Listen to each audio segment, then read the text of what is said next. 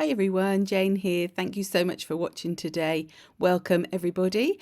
I thought as it was the 31st of October, I would do something a little bit Halloweeny, but everything I do in this project could easily be adapted to whatever sort of images you wanted, whatever colours you wanted. It doesn't have to be sort of spooky or Halloween based, although it's not really very spooky. So I've got a piece of watercolour cardstock from my handmade journal, and I wanted to start out by doing some reverse stenciling. It's a technique I often forget about doing. It's where you're using your stencil sort of as a stamp really. So I'm putting some Distress Oxide ink onto my stencil, spritzing it and then pressing it onto my paper. And this is why I wanted to use watercolour cardstock for this project.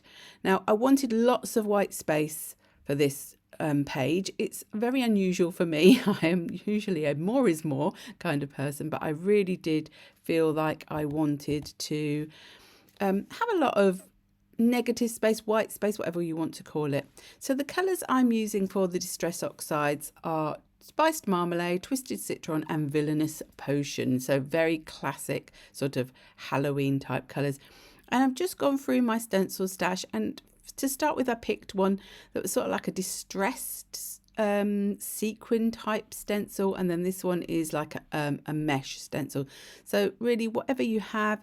I was going for smallerish patterns at this point because I thought that would look nicer with the ink as the sort of like the reverse stenciling thing, and I am just making sure that I'm drying in between.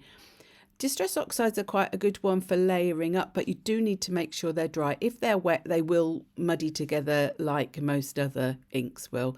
But if you dry them, you can get that layered sort of effect.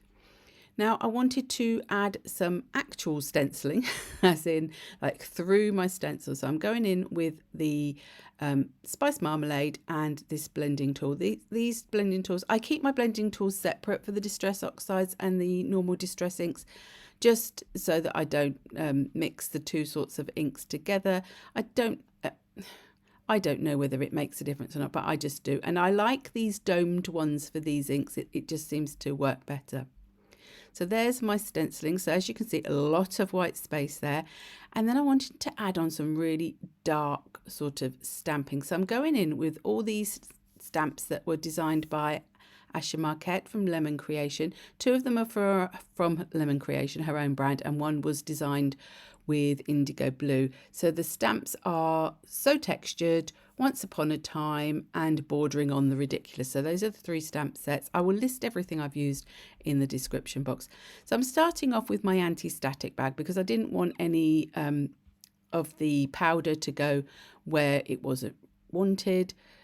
I don't think it really mattered that much on this, but you know, I did it anyway. And I'm using Versafine Clair in Nocturne. Now Versafine Clair is an oil-based ink, so it stays wet a bit longer. It does dry, I find, fairly quickly still on watercolour cards, so you do have to work a little bit quickly, but it stays wetter longer than say like dye-based inks.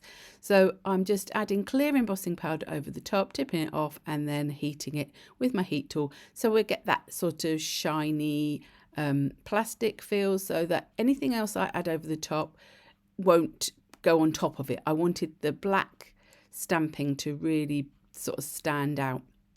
So I started with the circle on sort of like a crossroads point. So that is where I'm thinking that the focal point's going to be. So that is like my focal area.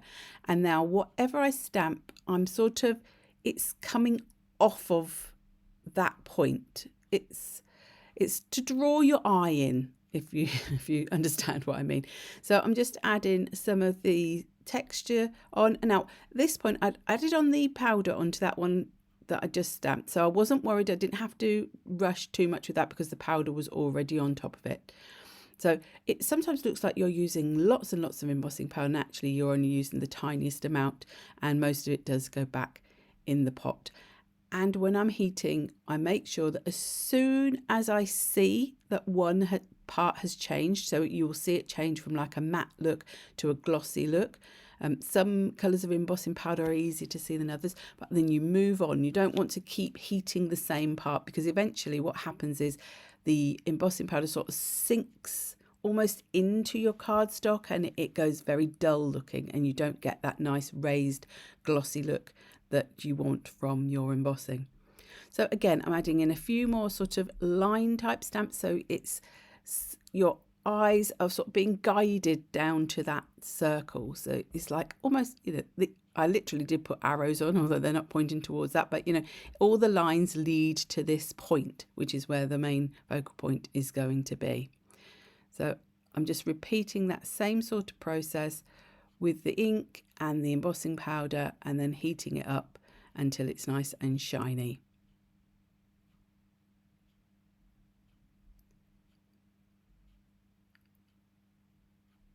Giving my stamps a little bit of a clean, because it is sticky, the embossing, that sort of ink. Now I wanted to add a little bit of coloured inking in, so I went back to the colours I'd already used in the background, and this is always a good thing. If you want things to look cohesive, if you're looking back at what you've already put in and repeating colours, if you're repeating themes, repeating colours, repeating motifs, it all sort of helps to build a sort of a coherent look to your projects. So I'm just going in with this sort of leafy one with the green. Then I do believe, do I add in some purple? Trying to remember. I do. I take the little circly sort of stamp and I go in with the Villainous Potion. Villainous Potion is quite a very dark, deep sort of purple. I think it was brought out probably around a Halloween sort of time when it originally came out. So I'm going with an odd number because I like odd numbers in my projects. And then I'm just going where the embossing is, I'm just wiping over so that if any ink has gone on top of it, because if any ink has gone on top of that plasticky embossing, it's probably not going to set. So this is the Wicked Personas book from Maremi Small Art, and I'd already cut out this little character, a little pumpkin and a sentiment. I did actually have some others in mind because I wasn't sure what I wanted, but as soon as I cut her out, I knew that she was the one I wanted. So she is backed onto a little bit of very thin white cardstock just to make her more of a little element. And so I put the sentiment down first because then she could be standing on top of that, as well as have that circle behind her as the like where the focal image was going to be. And then just a little pumpkin, which I sort of shaped a little bit to make it a little bit more rounded and popped with her there. So that is the end of my project. I hope you enjoyed it. Please do give me a thumbs up if you have. And if you haven't already subscribed, I'd love it if you could subscribe. And if you got the opportunity to hype the video, that would be fantastic as well. And at the end, you will see a list of my lovely members. Thank you ever so much to them as well. And until the next time, bye-bye.